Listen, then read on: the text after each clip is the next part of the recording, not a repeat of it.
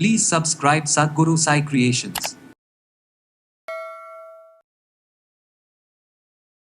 So acid secretion அதிகமாகும்பொழுது ஒரு சிலருக்கு என்ன ஆகுனா மவுத் அல்சர் வர்றது, பற்களில் அதிகமான கேவிட்டிஸ் வர்றது, இந்த மாதிரியான பிரச்சனைகளும் ஏற்படுது.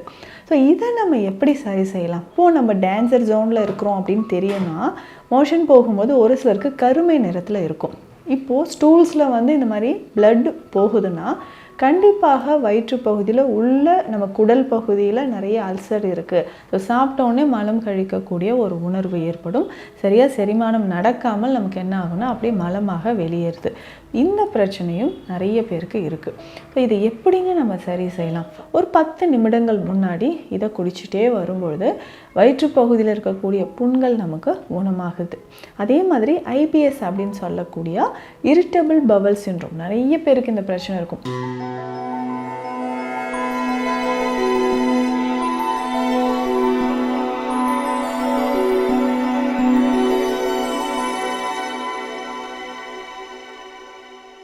சத்குரு சாய் கிரியேஷன் வியூவர்ஸ் அனைவருக்கும் வணக்கம். நான் doctor Nithya, Siddha physician. Ulcer, stomach ulcer, வயிற்றில் ஏற்படக்கூடிய புண்கள். இப்போ ஒரு சிலருக்கு பார்த்தோம்னா வயிறு பகுதியில் அதிகமான புண்கள் இருக்கிறது தெரியும். ஸோ மவுத் அல்சர் நிறைய பேருக்கு இருக்கும். ஸோ இதில் ஜிஞ்சுவைட்டிஸ் அப்படின்ற ஒரு கண்டிஷனும் இருக்கும். ஸோ ஈறுகளில் ஏற்படக்கூடிய வீக்கம், இன்ஃப்ளமேஷன், இந்த பிரச்சனையும் நிறைய பேருக்கு இருக்குது. ஸோ பொதுவாகவே நம்ம உடலில் ஆசிட் செக்ரீஷன் அதிகமாகும்பொழுது இந்த மாதிரி புண்கள் இருக்குது. ஆசிட் செக்ரீஷன் அதிகமாகிறது கிடையாது, உணவுக்கு, அதாவது அந்த டைமுக்கு இப்போது நம்ம உணவை செரிமானம் செய்யணும் அப்படின்றதுக்காக நேச்சுரலாக நம்ம பாடி ஆசிடை செக்ரீட் பண்ணுது. ஸோ இது எல்லாமே டைஜஸ்டிவ் என்சைம் அப்படின்னு சொல்கிறோம். இது நம்ம உணவு சாப்பிடாத போதும் நம்ம உடலில் செக்ரீட் ஆகுது. அந்த டைமில் இந்த ஆசிட் அதிகமாக நம்ம வயிற்று பகுதியில் தேங்க ஆரம்பித்து அல்சர் ஃபார்ம் ஆக ஆரம்பிக்குது. இதுதான் கொஞ்சம் நேரத்துக்கு அப்புறம் என்ன ஆகுனா நமக்கு அசிடிட்டியாக வருது. ஸோ நெஞ்சு எரிச்சல் வர மாதிரியே இருக்கும். ஸோ ஆசிட் செக்ரேஷன் அதிகமாகும்பொழுது ஒரு சிலருக்கு என்ன ஆகுனா மவுத் அல்சர் வர்றது, பற்களில் அதிகமான கேவிட்டிஸ் வர்றது, இந்த மாதிரியான பிரச்சனைகளும் ஏற்படுது. ஸோ இதை நம்ம எப்படி சரி செய்யலாம்? ஸோ முதல் தவறு என்னென்னா, சரியான நேரத்திற்கு நம்ம உணவு எடுக்காமல் இருப்பது. ஸோ உணவு காலையில் முக்கியமாக பிரேக்ஃபாஸ்ட் ஸ்கிப் பண்ணக்கூடிய நிறைய நபர்களுக்கு இந்த ஸ்டொமக் அல்சர், கேஸ்ட்ரைட்டிக், அசிடிட்டி, இந்த மாதிரியான பிரச்சனைகள் இருக்குது.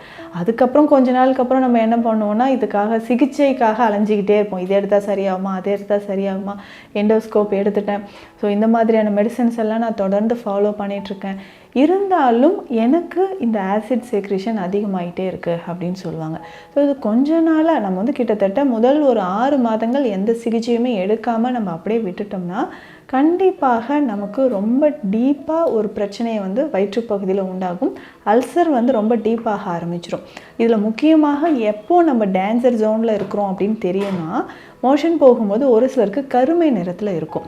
இப்போது ஸ்டூல்ஸில் இந்த மாதிரி பிளட் போகுதுன்னா கண்டிப்பாக வயிற்று பகுதியில் உள்ள நம்ம குடல் பகுதியில் நிறைய அல்சர் இருக்குது. ஸோ பிளட்டு லீக் ஆகுது அப்படின்னு நம்ம தெரிஞ்சுக்கலாம். ஸோ காலப்போக்கில் இது கேன்சராக மாறுவதற்கும் வாய்ப்புகள் இருக்குது. ஒரு சிலருக்கு என்னென்னா, எண்டோஸ்கோப் எடுத்து பார்க்கும்போது கேஸ்ட்ரைட்டிஸ் அப்படின்ற ஒரு பிரச்சனை தெரியும்.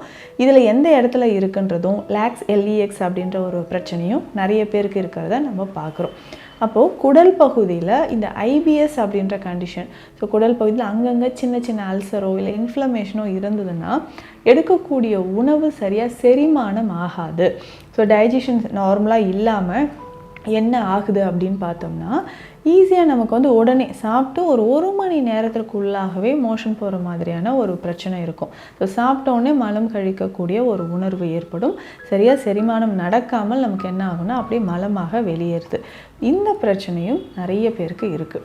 ஸோ இதை எப்படிங்க நம்ம சரி செய்யலாம்? ஃபஸ்ட்டு நம்ம ஃபாலோ பண்ணக்கூடிய வழிமுறை என்னென்னா, ரெகுலராக நம்ம உணவு எடுக்கணும். ஸோ நம்ம இப்படியே நம்ம இருந்துகிட்டு இருந்தோம்னா கண்டிப்பாக வெயிட் லாஸ் ஆக ஆரம்பிச்சிடும். அனிமியா அப்படின்னு சொல்லக்கூடிய இரத்த சோகை தொகை வந்துடும், எலும்புகள் பற்கள் இது எல்லாமே நமக்கு பலவீனமாயிடும், கண் பார்வை குறைய ஆரம்பிச்சிடும், அதிகமான தலைமுடி உதிர்தல் பிரச்சனையும் ஏற்பட்டுரும். இந்த மாதிரியான விஷயங்கள் நம்ம உடலில் தொடர்ந்து ஏற்பட ஆரம்பிச்சிடும். ஸோ அல்சர் அப்படின்ற ஒரு விஷயம் நம்மளாக உருவாக்கிக்கிறது தான். ஆனால் ரொம்ப ஸ்டார்டிங் ஸ்டேஜில் இதை வந்து உணவு முறை மூலமாகவோ அடிப்படையாக நம்ம ஃபாலோ பண்ணக்கூடிய மூலிகைகள் மூலமாகவோ எளிமையாக இதை சரி செய்யலாம். உணவு முறை அப்படின்னு சொல்கிற போது அதிகமான காரமாக, அதுக்கப்புறம் ஸ்பைசி ஃபுட்ஸை நம்ம அவாய்ட் பண்ணிக்கணும். அதிகமான மசாலா பொருட்கள், எண்ணெய் சார்ந்த பொருட்கள் இது எல்லாமே நம்ம தவிர்க்கணும். ஸோ இந்த மாதிரியான உணவு முறைகள். அதற்கு அடுத்தது பார்த்தோம்னா, காலையிலே நம்ம கொஞ்சம் மோர், அதாவது ப்ரோபயோட்டிக்ஸ் இருக்கக்கூடிய உணவுகள் எடுக்கும்பொழுது வயிற்றுப்பகுதியில் இருக்கக்கூடிய புண்கள் நமக்கு குணமாக ஆரம்பிக்கும். மோரோ இல்லை நீர் ஆகாரம் இதை வந்து பருகலாம், அல்லது கற்றாழை சாறு. ஸோ காலையில் எம்டி ஸ்டொமக்கில் இது எல்லாமே எடுத்துக்கலாம். முக்கியமாக தேங்காய் பால். ஸோ தேங்காய் பாலில் கொஞ்சமாக அதிமதுரம் பொடி சேர்த்து நம்ம குடிச்சிக்கிட்டே வரணும். தினம்தோறும் காலையில் எம்டி ஸ்டொமக்கில் இதை நம்ம ஃபாலோ பண்ணிக்கிட்டே வரும்பொழுது வயிற்றுப்பகுதியில் இருக்கக்கூடிய புண்கள் நமக்கு குணமாக ஆரம்பிக்கும். இந்த தேங்காய் பாலில் கொஞ்சம் அதிமதுரம் பொடி சேர்த்து நம்ம உணவு எடுப்பதற்கு முன்னாடியே நம்ம குடிச்சிட்டோம்னா புண்களுக்கு மேலே இந்த அதிமதுரம் போய் படிய ஆரம்பித்து கொஞ்சம் கொஞ்சமாக ஹீல் ஆக ஆரம்பிக்கும். ஏன்னா நம்ம உணவு எடுக்கும்பொழுது அதில் ஏதாவது காரத்தன்மை இருந்ததுன்னா புண்களில் பட்டு நமக்கு எரிச்சலாக ஆரம்பிக்கும். ரொம்ப க்ரானிக்காக நமக்கு அசிடிட்டி இருந்ததுன்னா வாயில் நம்ம உணவு வைக்கும்பொழுதே வாய் மற்றும் தொண்டை பகுதியில் ஒரு எரிச்சல் இருக்கும். அதை தாண்டி நம்ம உணவை விழுங்கிட்டோன்னா வயிற்றுப்பகுதியில் அதிகமான எரிச்சல் ஏற்பட வாய்ப்புகள் இருக்குது. ஸோ இந்த மாதிரியான அடிப்படையில் நம்ம ஃபாலோ பண்ணக்கூடிய பேசிக் ஹெர்ப்ஸ் இதை பயன்படுத்திய நம்ம குடல் பகுதியில் இருக்கக்கூடிய புண்களை நம்ம குணமாக்க முடியும்.